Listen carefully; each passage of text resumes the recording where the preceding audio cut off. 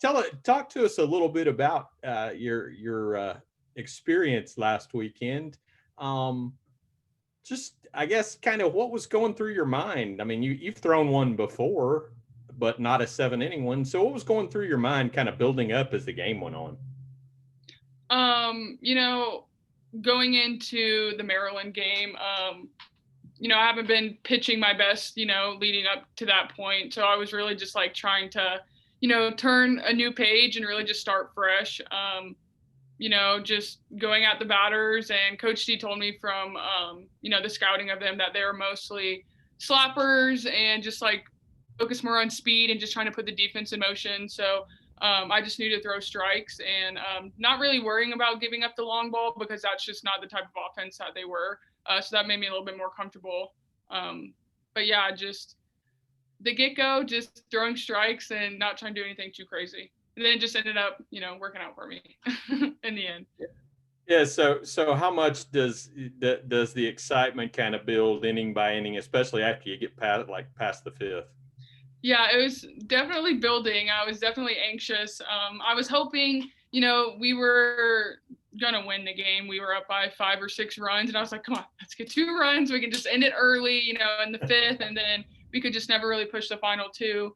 And then I was never really thinking, "Oh, this could be a perfect game." I was more thinking, "Oh, this could be a no hitter." I know how rare perfect games are, especially in 7 innings. So I was never really focused on that, more of just a no hitter. And then when it got to the last inning, I was like, wow, I could actually throw a perfect game here. So yeah, I was more focused on the no hitter at the beginning, but yeah, it was definitely cool and definitely more anxiety in the last inning than the ones before. How about when you got to the 3-ball count there at the end? Yeah, it was definitely nerves. It was 3-1, and like Coach D said, she called a 3-1 curve, and I ended up shaking it off. And it was just like she said, if I was going to lose the perfect game, it was going to be on something that I've been perfecting my entire pitching career. The rise. So shook it off through a rise, ended up working out 3-2, just threw the same pitch, and she couldn't hit it, and it ended up just working out perfectly. Yeah. The only other thing I was going to ask you is, just can you tell me what was different uh, that day versus your last 2 or 3 outings, which probably uncharacteristic of what you're capable of? Yeah, like Coach G said, I think I don't know. I've thrown lots of games here, like you guys know, and I have good games and bad games. But I think my difference this year is how I recover from the bad games. Um, I think compared to like what I was doing before, I think kind of like dabbling around the zone too much. And in the Maryland game, I was going to focus on just attacking the hitters from the jump and not trying to, I don't know, trying to do too much. More of just going out there and just dominating in the zone than trying to dabble around the zone like I was in the past. I'm my best whenever I compete in strikes and get ahead, and then work after that and get them to swing and miss. Okay. I'll let someone else go. Thank you. Good luck Yeah, to you. no problem. Thank you. Well, I'll ask. When did you know you had a perfect game versus when did you know you had a no hitter? I think you mentioned you thought, well, maybe I'll get a no hitter. When did you first start? Did you know during the game? Well, I knew I didn't walk anybody, but I was just more thinking, okay, let's just go for the no hitter. I mean, like I said, a perfect game is like crazy. You have to worry about the umpire zone and then like all this other stuff that could factor into like I could hit somebody. So I was more focused on like let's do our best just to not give up a hit. But yeah, I think after the fifth, I was like, okay, I could possibly throw a perfect game here if I keep pitching the way that I am. But yeah, I would say around the fifth, whenever we didn't run roll in the fifth, I was like, okay, I'm gonna have to go 7 here. So good in dig in and let's see if we can get in a perfect game. But yeah, definitely towards the fifth is whenever it changed from perfect game to no hitter to perfect game type of mindset. Did your teammates treat you differently as that was going on? Did they avoid you? Was there any like things going on where they're like avoiding you at all, or was it normal as usual? I think they were avoiding me more than normal. I mean, people know usually when I pitch, and that's just with most every pitcher, they kind of get in a zone and people kind of just like let them do their thing.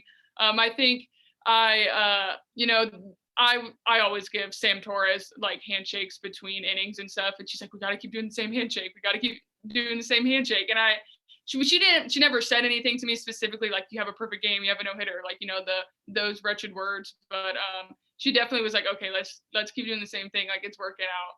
But yeah, no one was really coming up and striking conversation. I think everyone was kind of like just wanting me to stay in the zone. But I think everyone knew what was going on. Are you a superstitious person by nature? Do you have your own superstition, or you're not into that? I try not to be superstitious, but I don't know. And in that game, I was superstitious. That was the one game that I'm like, okay, I'm gonna be superstitious here. But yeah, I try not to be superstitious because that just drives me insane. Hey, good for you on that. What went through your mind once that last out was made? Kind of like what Coach Steifel said, relief. I was just like, oh, thank God. Like, it's finally like, the last strike is done. Like, I can just finally relax. Because that last inning really was just so anxious. I was just so anxious the whole time, and just getting the 3 balls. I was like, the second it was over, it was just a relief. And I was just glad that I was able to celebrate with my teammates and just know they're so happy for me too.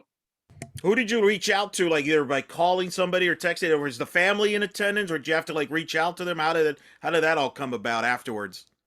So my parents weren't there, but they were watching the live stats, which I know, knowing my parents, knew exactly what was going on too. And they were holding, their fingertips or by a thread, knowing that I had a perfect game going, and they were just watching a, screen saying ball or strike. So I know they were pretty nervous too, but they were definitely the first call afterwards and the first text I got. And I know that they wish they could be there, but I know they're happy for me. So. Do you guilt trip them? You see, you got to come to more games because of that. Oh, they came to the past 2 weekends before James Madison, so they're like, oh, of course this is the one weekend that you have to do whenever we're not there. They're coming out a lot more this year, knowing that it's my last year. But they just like Vogel Park so much that they just like coming to the home games. Where did last question there? How do you, when you felt in that game? Is that the best you felt in the circle? Did you feel differently than normal? Like, how did you feel there? Did you feel maybe you were in a zone to some extent? I would not say that was the best game I've thrown in my career. I know that's kind of ironic to say. I think for my style of pitching, their style of offense just works perfectly. Like their weakness is my strength. So I think it just ended up working perfectly with that. I would say, I don't necessarily think I was spinning the ball any different or any more exceptional than I have in the past in previous games. I just think that they either didn't prepare or I don't know, but it's just their offensive strategy was just like feeding into my pitching style, and it just ended up working out really well. Well, congrats. Thank you for taking the time. Thank you.